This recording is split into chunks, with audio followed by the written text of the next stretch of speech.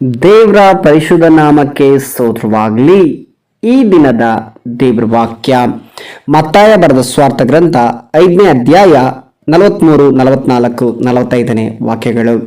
ನಿನ್ನ ನೆರೆಯವನನ್ನು ಪ್ರೀತಿಸಿ ನಿನ್ನ ವೈರಿಯನ್ನು ಅಗೆ ಮಾಡಬೇಕೆಂದು ಹೇಳಿಯದೆ ಎಂಬುದಾಗಿ ಕೇಳಿದ್ದೀರಷ್ಟೇ.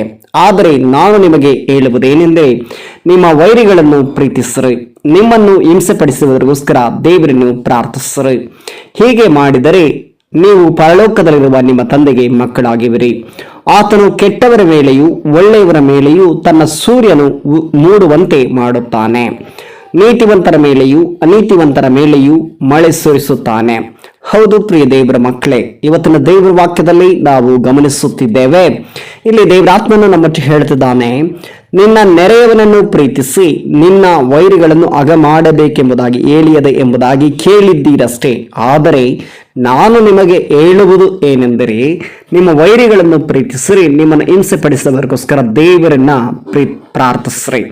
ಪ್ರಿಯರೇ, ನಮ್ಮ ಜೀವಿತದಲ್ಲಿ ನಮ್ಮ ನೆರೆಯವರನ್ನ ಮೊದಲನೇದಾಗಿ ನೋಡ್ರಿ, ನಮ್ಮ ನೆರೆಯವರನ್ನ ಪ್ರೀತಿಸಬೇಕು. ನಮ್ಮ ನೆರೆಯವರು ಅವ್ರು ಯಾರೇ ಆಗಿರ್ಬೋದು, ನಮ್ಮ ಅಕ್ಕಪಕ್ಕದಲ್ಲಿ ಒಂದು ವೇಳೆ ಆತನು ಕ್ರೈಸ್ತನಾಗಿರ್ಬೋದು, ಆತನು ಮುಸ್ಲಿಂ ಆಗಿರ್ಬೋದು, ಆತನು ಹಿಂದೂ ಆಗಿರ್ಬೋದು, ಆತನು ವೈದ್ಯನಾಗಿರ್ಬೋದು, ಅಥವಾ ಆತನು ಯಾವುದೇ ಒಂದು ಜನಾಂಗಕ್ಕೆ ಸೇರಿದವನಾಗಿರ್ಬೋದು, ಯಾವುದೇ ಜಾತಿಗೆ ಸೇರಿದವನಾಗಿರ್ಬೋದು, ಅವನು ರೌಡಿ ಆಗಿರ್ಬೋದು, ಒಂದು ವೇಳೆ ಅವನು ನಿಮ್ಮ ಕುಟುಂಬವನ್ನ ಒಂದು ವೇಳೆ ಹಿಂಸೆಪಡಿಸಿದವರಾಗಿರ್ಬೋದು, ಯಾರೇ ಆಗಿರ್ಲಿ, ಮೊದಲನೇದಾಗಿ ನೀವು ಮಾಡಬೇಕಾದ ಕಾರ್ಯ ಏನಂದ್ರೆ, ನಿಮ್ಮ ನೆರೆಯವರನ್ನ ಪ್ರೀತಿಸ್ಬೇಕು. ನಿಮ್ಮ ನೆರೆಯವರು ಅವ್ರು ಯಾರೇ ಆಗಿರ್ಬೋದು ಪ್ರಿಯರೇ, ಅವ್ರನ್ನ ಪ್ರೀತಿಸ್ಬೇಕು. ಎರಡನೇದಾಗಿ ನಾವು ಮಾಡಬೇಕಾದದ್ದು ಏನಂದ್ರೆ, ಪ್ರೀತಿಸಿ ನಿನ್ನ ವೈರಿಗಳನ್ನು ಅಗೆ ಮಾಡಬೇಕೆಂಬುದಾಗಿ ಲೋಕದಲ್ಲಿ ಹೇಳಿದ್ದಾರೆ.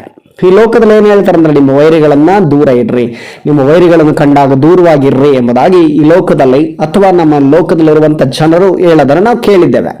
ಆದ್ರೆ ಯೇಸು ಕ್ರಿಸ್ತನ್ ಹೇಳ್ತಿರೋದು ಒಂದು ಮಾತು ನೋಡ್ರಿ, ಯೇಸು ಸ್ವಾಮಿ ಹೇಳ್ತಿರುವಂತ ಒಂದು ಮಾತನ್ನು ಸರಿಯಾಗಿ ಗಮನಿಸೋದಾದ್ರೆ ಪ್ರಿಯರೇ, ಆದ್ರೆ ನಾನು ನಿಮಗೆ ಹೇಳುವುದೇನೆಂದ್ರೆ, ನಿಮ್ಮ ವೈರಿಗಳನ್ನು ಪ್ರೀತಿಸ್ರಿ. ನಿಮಗೆ ವೈರಿಗಳಂತ ಹೇಳಿ ಯಾರಿದ್ದಾರಲ್ಲ, ನಿಮಗೆ ವಿರುದ್ಧವಾಗಿ ಅವರು ಮಾಟ ಮಂತ್ರ ಮಾಡಿರ್ಬೋದು, ಒಂದು ವೇಳೆ ನಿಮಗೆ ವಿರುದ್ಧವಾಗಿ ಮಾತನಾಡಿರ್ಬೋದು, ನಿಮ್ಮ ಮೇಲೆ ಜಗಳಕ್ಕೆ ಬಂದಿರಬಹುದು, ನಿಮ್ಮನ್ನ ಕಂಡ್ರೆ ಅವರಿಗೆ ಆಗದೆ ಇರುವಂತ ಕಾರ್ಯಗಳಿರಬಹುದು, ನಿಮ್ಮ ನಂಬರ್ನ ಬ್ಲಾಕ್ ಮಾಡಿರಾಗಿರ್ಬೋದು, ಅಥವಾ ನಿಮ್ಮನ್ನ ಯಾರೇ ಆಗಿರ್ಬೋದು ಪ್ರಿಯರೇ, ನಿಮ್ಮನ್ನ ನಿಂದಿಸಿದವರಾಗಿರ್ಬೋದು, ನಿಮಗೆ ಮೋಸ ಮಾಡಿದವರಾಗಿರ್ಬೋದು, ನಿಮ್ಮನ್ನು ನೋಯಿಸಿದವರಾಗಿರ್ಬೋದು, ನಿಮಗೆ ನಂಬಿಕೆ ದ್ರೋಹ ಮಾಡಿದವರಾಗಿರ್ಬೋದು, ಅವ್ರು ಯಾರೇ ಆಗಿರ್ಲಿ ಪ್ರಿಯ ದೇವ್ರ ಮಕ್ಕಳೇ, ಅಂತವ್ರನ್ನ ನೀವೇನ್ ಮಾಡ್ಬೇಕಂತೆ, ಪ್ರೀತಿಸಬೇಕಂತೆ. ನಿಮ್ಮ ವೈರಿಗಳನ್ನ ನೀವು ಪ್ರೀತಿಸಬೇಕು.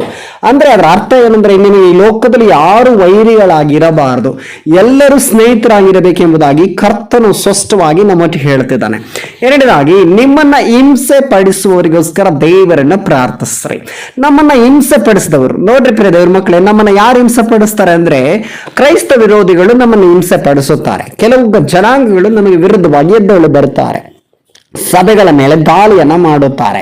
ಇಂಥವ್ರನ್ನ ನಾವೇನ್ ಮಾಡ್ಬೇಕಂದ್ರೆ, ಅವ್ರು ಮಾಡೋ ರೀತಿಯಲ್ಲಿ ನಾವು ಮಾಡಬಾರ್ದು. ಅವರಿಗೆ ನಮಗೆ ಏನ್ ವ್ಯತ್ಯಾಸ ಇದೆ, ಅವ್ರು ಮಾಡ್ದಂಗೆ ನಾವು ಮಾಡಿದ್ರೆ. ಇವತ್ತಿನ ದಿನಗಳಲ್ಲಿ ಅನೇಕ ಸಂಘಟನೆಗಳು ನಮ್ಮ ಕ್ರೈಸ್ತರು ಕಟ್ಟಿಕೊಂಡು ಏನ್ ಮಾಡ್ತದಂದ್ರೆ, ನಮ್ಮ ಇಷ್ಟ ಬಂದ ಹಾಗೆ ಅವ್ರು ಮಾಡ್ದ ಹಾಗೆ ನಾವು ಮಾಡ್ತಾ ಇದ್ದೇವೆ. ಅದಕ್ಕೆ ಇವತ್ತು ಅನೇಕರು ಕ್ರೈಸ್ತರಾಗಿ ಬರ್ತಾ ಇಲ್ಲ, ಅನೇಕರು ಕ್ರೈಸ್ತರ ಒಳಗಡೆ ಬರ್ತಾ ಇಲ್ಲ. ಯಾಕೆಂದ್ರೆ ಕ್ರೈಸ್ತರಲ್ಲಿಯೂ ಕೂಡ ರೌಡಿಸಮ್ ಇದೆ, ಕ್ರೈಸ್ತರಲ್ಲೂ ಹೊಡಿತಾರೆ, ಕ್ರೈಸ್ತರು ಪ್ರೀತಿಸೋದಿಲ್ಲ, ಕ್ರೈಸ್ತರು ಕ್ಷಮಿಸೋದಿಲ್ಲ ಎಂಬುದಾಗಿ ಅನೇಕರು ಮಾತನಾಡ್ತಾರೆ. ಅದಕ್ಕೆ ದೇವರ ಆತ್ಮನ ಸ್ಪಷ್ಟವಾಗಿ ಹೇಳ್ತಿದ್ದಾನೆ, ನಿಮ್ಮನ್ನ ಹಿಂಸೆ ಪಡಿಸುವವರಿಗೋಸ್ಕರ ದೇವರನ್ನ ಪ್ರಾರ್ಥಿಸ್ರಿ. ನಾವು ಮಾಡ್ಬೇಕಾಗಿರೋದು ಇಷ್ಟೇ ಪ್ರಿಯರೇ, ನಾವು ಯಾವುದೇ ಪೊಲೀಸ್ ಸ್ಟೇಷನ್ ಹೋಗಬಾರ್ದು, ಯಾವುದೇ ಸಂಘಟನೆಗಳಿಗೆ ಹೋಗಬಾರ್ದು, ಯಾವುದೇ ಒಂದು ಸಂಘಟನೆಗಳಲ್ಲಿ ನಾವು ಹೋಗಿ ಅದರ ಮೇಲೆ ನಾವು ದೂರುಗಳನ್ನ ಸಲ್ಲಿಸಬಾರ್ದು. ಅದರ ಬದಲಾಗಿ ನಾವೇನ್ ಮಾಡ್ಬೇಕಂದ್ರೆ, ಅವರಿಗೋಸ್ಕರ ನಾವು ಉಪವಾಸವಿದ್ದು ಅಥವಾ ಕಣ್ಣೀರು ಹಾಕಿ ನಮ್ಮ ಮನಸ್ಸು ಹೊಡೆದು ಅವರಿಗೋಸ್ಕರ ನಾವು ಪ್ರಾರ್ಥಿಸಬೇಕು. ಯಾರಿಗೋಸ್ಕರ? ನಮ್ಮನ್ನ ಹಿಂಸೆ ಪಡಿಸಿದವರಿಗೋಸ್ಕರ. ನಮ್ಮನ್ನ ಹಿಂಸೆ ಯಾರೆಲ್ಲ ಮಾಡ್ತಾರಲ್ಲ ಅಂತವರಿಗೋಸ್ಕರ ನಾವು ಪ್ರಾರ್ಥನೆ ಮಾಡಬೇಕು. ಯಾರನ್ನ ಪ್ರಾರ್ಥನೆ ಮಾಡಬೇಕು? ದೇವರನ್ನ ಪ್ರಾರ್ಥನೆ ಮಾಡಬೇಕು. ಹೀಗೆ ಮಾಡಿದರೆ ನೀವು ಪರಲೋಕದಲ್ಲಿರುವ ನಿಮ್ಮ ತಂದೆಗೆ ಮಕ್ಕಳಾಗಿರುವರು. ಪರಲೋಕದಲ್ಲಿರುವಂತ ನಮ್ಮ ತಂದೆ ಯಾರು? ಯೇಸು ಕ್ರಿಸ್ತನಾಗಿದ್ದಾರೆ. ಈ ರೀತಿಯಲ್ಲಿ ಮಾಡೋದ್ರಿಂದ ಆತನಿಗೆ ನಾವು ಮಕ್ಕಳಾಗಿರ್ತೇವಂತೆ. ದೇವರ ಮಕ್ಕಳೇ, ನೋಡ್ರಿ 45ನೇ ವಾಕ್ಯದಲ್ಲಿ ಆತನು ಸ್ಪಷ್ಟವಾಗಿ ಹೇಳ್ತಿದ್ದಾನೆ, ಆತನು ಕೆಟ್ಟವರ ಮೇಲೆಯೂ ಒಳ್ಳೆಯವರ ಮೇಲೆಯೂ ಸೂರ್ಯನನ್ನು ಉದಯುವಂತೆ ಮಾಡುವನು, ಸೂರ್ಯನ ಮೂಡುವಂತೆ ಮಾಡ್ತಾನೆ. ನೋಡ್ರಿ, ಒಳ್ಳೆಯವರಾಗಿರ್ಬೋದು ಕೆಟ್ಟವರಾಗಿರ್ಬೋದು, ಅವ್ರ ಮೇಲೆ ಸೂರ್ಯ ಬರ್ತಾನ ಇಲ್ವೋ? ಹಾಗೆ ದೇವರು ಒಳ್ಳೆಯವ್ರನ್ನು ಪ್ರೀತಿಸ್ತಾನೆ, ಕೆಟ್ಟವ್ರನ್ನು ಪ್ರೀತಿಸ್ತಾನೆ, ಎಲ್ಲರನ್ನೂ ಪ್ರೀತಿಸ್ತಾನೆ. ದೇವರ ಹಾಗೆ ನಾನು ನೀನು ಪ್ರೀತಿಸಬೇಕು, ದೇವರ ಹಾಗೆ ನಾನು ನೀನು ಇರಬೇಕು. ನೀತಿವಂತರ ಮೇಲೆಯೂ ಅನೀತಿವಂತರ ಮೇಲೆಯೂ ಮಳೆ ಸುರಿಸುತ್ತಾನೆ.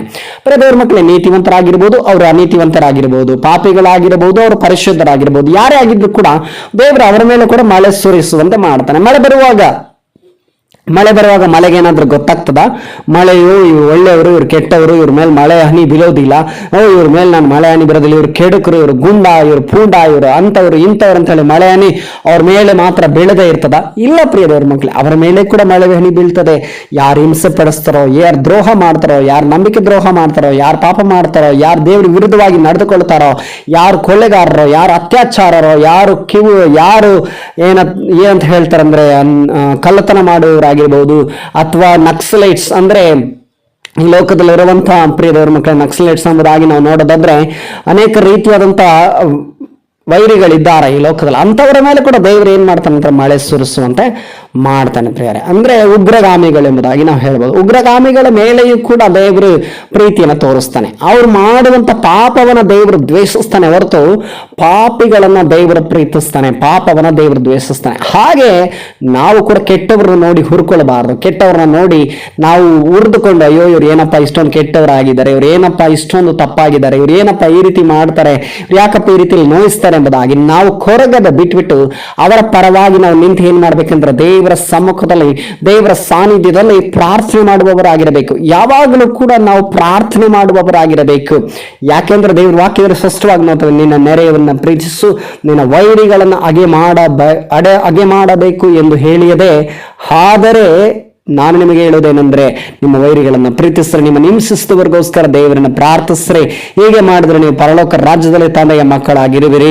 ಆತನು ಕೆಟ್ಟವರ ಮೇಲೆ ಒಳ್ಳೆಯವರ ಮೇಲೆ ತನ್ನ ಸೂರ್ಯನ ಉದಯುವಂತೆ ಮಾಡುತ್ತಾನೆ, ನೀತಿವಂತರ ಮೇಲೆ ಅನೀತಿವಂತರ ಮೇಲೆಯೂ ಮಳೆಯನ್ನು ಸುರಿಸ್ತಾನೆ ಎಂಬುದಾಗಿ ಪ್ರಿಯದೇವರ ಮಕ್ಕಳು ನಮ್ಮ ವಾಕ್ಯದಲ್ಲಿ, ಇವತ್ತಿನ ದಿನದ ವಾಕ್ಯದಲ್ಲಿ ದೇವರು ನಮ್ಮೊಟ್ಟಿಗೆ ಮಾತನಾಡಿದ್ದಾನೆ. ಈ ವಾಕ್ಯದ ಮುಖ ಕೇಳುತ್ತಿರುವಂತ ನಿಮ್ಮೆಲ್ಲರನ್ನ ನಾನು ಮನವಿ ಮಾಡ್ಕೊಳ್ಳೋದೇನೆಂದ್ರೆ, ಯಾರ ಮೇಲೂ ವೈರತ್ವ ಬೆಳೆಸ್ಕೊಳ್ಬೇಡ್ರಿ, ಯಾರ ಮೇಲೆ ದ್ವೇಷನ ಇಟ್ಕೋಬೇಡ್ರಿ, ಯಾರ ಮೇಲೂ ಕೋಪ ಮಾಡ್ಕೋಬೇಡ್ರಿ.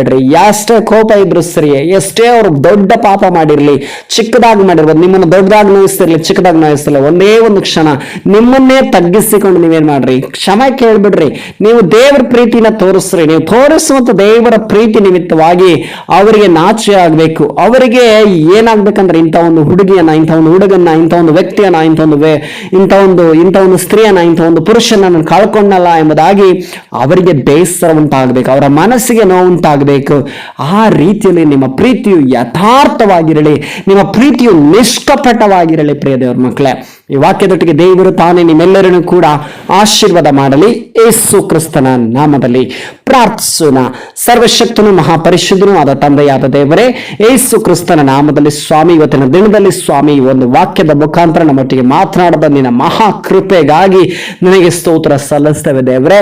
ಅದು ಮತ್ತಾಯ ಬರೆದ ಸ್ವಾರ್ಥ ಗ್ರಂಥದಲ್ಲಿ ಕರ್ತನೆ 5ನೇ ಅಧ್ಯಾಯ 43ರಿಂದ 45ನೇ ವಾಕ್ಯದೊಟ್ಟಿಗೆ ಸ್ವಾಮಿ ನಮ್ಮೊಟ್ಟಿಗೆ ದೇವರೇ ವಿಶೇಷವಾಗಿ ಕರ್ತನೆ 5 ವಿಧದಲ್ಲಿ ನಮ್ಮೊಟ್ಟಿಗೆ ಮಾತನಾಡಿದ ಕೃಪೆಗಾಗಿ ಸ್ತೋತ್ರ. ಮೊದಲನೇದಾಗಿ ಸ್ವಾಮಿ ನಿಮ್ಮ ನೆರೆಯವನ್ನ ಪ್ರೀತಿಸಬೇಕು. ಎರಡನೇದಾಗಿ ದೇವರೇ ನಮ್ಮನ್ನು ಹಿಂಸೆ ಪಡಿಸಿದವರಿಗೋಸ್ಕರ ನಾವು ಪ್ರಾರ್ಥನೆ ಮಾಡಬೇಕು. ಮೂರನೇದಾಗಿ ದೇವರೇ ನಾವು ಕೆಟ್ಟವರು ಒಳ್ಳೆಯವರು ಎಲ್ಲರನ್ನು ಒಂದೇ ರೀತಿಯಲ್ಲಿ ಪ್ರೀತಿಸಬೇಕು. ನಾಲ್ಕನೇದಾಗಿ ಸ್ವಾಮಿ ನಮ್ಮನ್ನು ಹಿಂಸೆ ಪಡಿಸಿದವರಿಗೋಸ್ಕರ ನಾವು ಪ್ರಾರ್ಥನೆ ಮಾಡಬೇಕು. ಐದನೇದಾಗಿ ದೇವರೇ ನೀತಿವಂತರು ಅನೀತಿವಂತರು ಪಾಪಿಗಳು ಕೆಟ್ಟವರು ಕೆಡುಕರು ಈ ಲೋಕದಲ್ಲಿರುವ ಎಲ್ಲರನ್ನ ನಾವು ಪ್ರೀತಿಸಬೇಕೆಂಬುದಾಗಿ ಸ್ವಾಮಿ ನಮ್ಮೊಟ್ಟಿಗೆ ಇವತ್ತಿನ ವಾಕ್ಯದಲ್ಲಿ ಕರ್ತನೆ ಸ್ಪಷ್ಟವಾಗಿ ನಮಗೆ ಕರ್ತನೆ ಒಂದು ಮನಸ್ಸನ್ನು ತೆರೆದದ್ದಕ್ಕಾಗಿ, ನಮ್ಮ ಆತ್ಮಿಕ ಕಣ್ಣುಗಳನ್ನು ತೆರೆದದ್ದಕ್ಕಾಗಿ ರಾತ್ಮನೆ ವಾಕ್ಯ ಕೇಳುತ್ತಿರುವಂತಹ ಪ್ರತಿಯೊಬ್ಬೊಬ್ಬರ ಆತ್ಮಿಕ ಕಣ್ಣುಗಳು ತೆರೆಯಲ್ಪಡಲಿ, ಪ್ರತಿಯೊಬ್ಬೊಬ್ಬರ ಆತ್ಮಿಕ ಕಿವಿಗಳು ತೆರೆಯಲ್ಪಡಲಿ ಸ್ವಾಮಿ. ಯಾರ ಮೇಲೂ ವೈರತ್ವ ಇಟ್ಟುಕೊಳ್ಳಬಾರದು, ಯಾರ ಮೇಲೂ ದ್ವೇಷ ಇಟ್ಟುಕೊಳ್ಳಬಾರದು, ಯಾರ ಮೇಲೂ ಅಗೆತನ ಮಾಡಬಾರದು ದೇವರೇ. ಈ ವಾಕ್ಯದ ಮುಖಾಂತರ ಸ್ವಾಮಿ ಯಾರಾದ್ರೂ ಸ್ವಾಮಿ ಯಾರ ಮೇಲಾದ್ರೂ ವೈರತ್ವ, ಹಗೆತನ, ಸಿಟ್ಟು, ಕೋಪ ಇಂಥ ಕಾರಣಗಳು ಇಟ್ಟುಕೊಂಡು ದೇವರೇ ಸಾಧನೆ ಮಾಡೋದಾಗಿ ನಾನೇ ಮಾಡಿದ್ದೆ ಸರಿ, ಅವ್ರು ಮಾಡಿದ್ದು ತಪ್ಪು ಎಂಬುದಾಗಿ ಒಂದು ವೇಳೆ ಆಲೋಚನೆ ಮಾಡ್ತಿರೋದಾದ್ರೂ ಕರ್ತನೆ ಇವತ್ತಿನ ಈ ವಾಕ್ಯದ ಮುಖಾಂತರ ಪ್ರತಿಯೊಬ್ಬರು ಕರ್ತನೆ ಮನ ಮರಗಿಲಿ ದೇವರೇ, ಮನಸ್ಸು ತಿರುಗಿ ಕರ್ತನೆ ಅವರ ಹತ್ರ ಕ್ಷಮಾಪಣೆ ಕೇಳೋದ್ರ ಮಾತ್ರವಲ್ಲದೆ ಅನ್ಯೋನ್ಯತೆಯಲ್ಲಿ, ದೈವಿಕ ಅನ್ಯೋನ್ಯತೆಯಲ್ಲಿ, ಕ್ರೈಸ್ತ ಅನ್ಯೋನ್ಯತೆಯಲ್ಲಿ ಪ್ರತಿಯೊಬ್ಬೊಬ್ಬರನ್ನ ಸ್ವಾಮಿ ನೀನು ಸರಿಪಡಿಸಬೇಕಾಗಿ ನಾನು ಪ್ರಾರ್ಥಿಸ್ತೇನೆ ದೇವರೇ. ಈ ವಾಕ್ಯವನ್ನ ಕೇಳುತ್ತಿರುವಂತ ಪ್ರತಿಯೊಬ್ಬೊಬ್ಬರನ್ನ ಆಶೀರ್ವಾದ ಮಾಡ್ರಿ ಅಪ್ಪ. ಇವತ್ತಿನ ದಿನದ ಈ ವಾಕ್ಯವನ್ನು ನನ್ನೊಟ್ಟಿಗೆ ವಿಶೇಷವಾಗಿ ಮಾತನಾಡಿದ ನಿನ್ನ ಕೃಪೆಗಾಗಿ ಸ್ತೋತ್ರ ಮಹಿಮೆ ಸಲ್ಲಿಸ್ತಾ ಯೇಸು ಕ್ರಿಸ್ತನ ನಾಮದಲ್ಲಿ ಪ್ರಾರ್ಥಿಸ್ತೇನೆ ತಂದೆಯಾದ ದೇವರೇ. ಆಮೇನ್, ಆಮೇನ್, ಆಮೇನ್. ದೇವರು ನಿಮ್ಮನ್ನು ಆಶೀರ್ವದಿಸಲಿ.